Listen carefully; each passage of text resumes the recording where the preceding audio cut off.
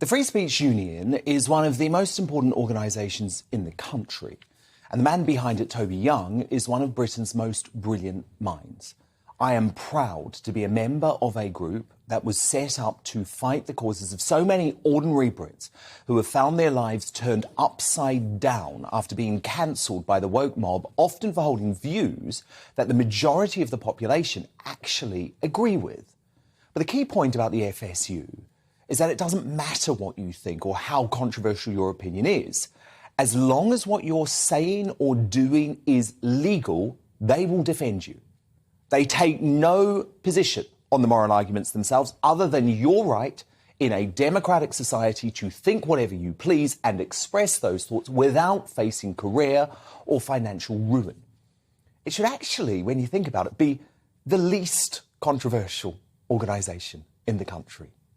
But we know what's happened with the crackdown on free speech these past few years, exacerbated by MSM groupthink and big tech censorship, expressing very sensible viewpoints. For example, that COVID lockdowns are more deadly than the virus, or the vaccines for COVID come with significant side effects, or that Meghan Markle isn't a very nice woman. Expressing those views could now see you cancelled. This week, one of those American tech giants, PayPal, made the chilling decision to cancel the accounts of both the Free Speech Union and Toby Young. Yet PayPal, think about this for a second, doesn't believe an organisation set up to protect free speech has a right to exist. It would be farcical if it wasn't so serious, given the dominance of a company like PayPal when it comes to online payments. And this is the risk, I think, with this march. I think it's a deranged march, actually, towards a cashless society where, for example, you see the Canadian government freezing the bank accounts of those brave truckers. Here's how Toby Young himself explained this perilous situation to my colleague Nigel Farage. I think it's a new low, Nigel. We're used to people expressing contentious political views being cancelled, deplatformed, demonetised. But to demonetise an organisation that merely defends people's right to express those views... Rather than giving an opinion. Rather than expressing those views itself, that's a new low. I think what we're seeing, Nigel, is the emergence of a Chinese-style social credit system, except instead of the acceptable ideological dogma being enforced by the Chinese Communist Party, it's being enforced by woke capitalist corporations like PayPal.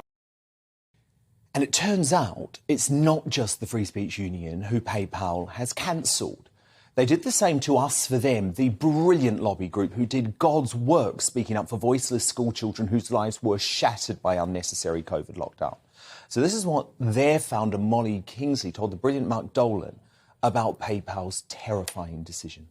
We were nobodies, and we don't pretend to be anything other than concerned parents. And, Mark, it was really, really devastating, actually, because, we don't have a lot of money anyway. So every penny really does count.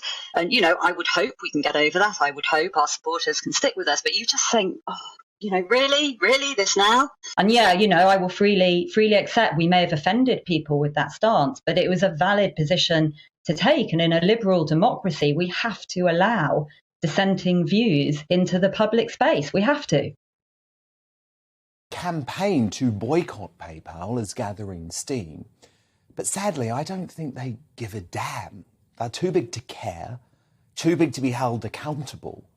And this is why we need a much more fundamental discussion about the control the big tech giants have over British civil society before it's too late.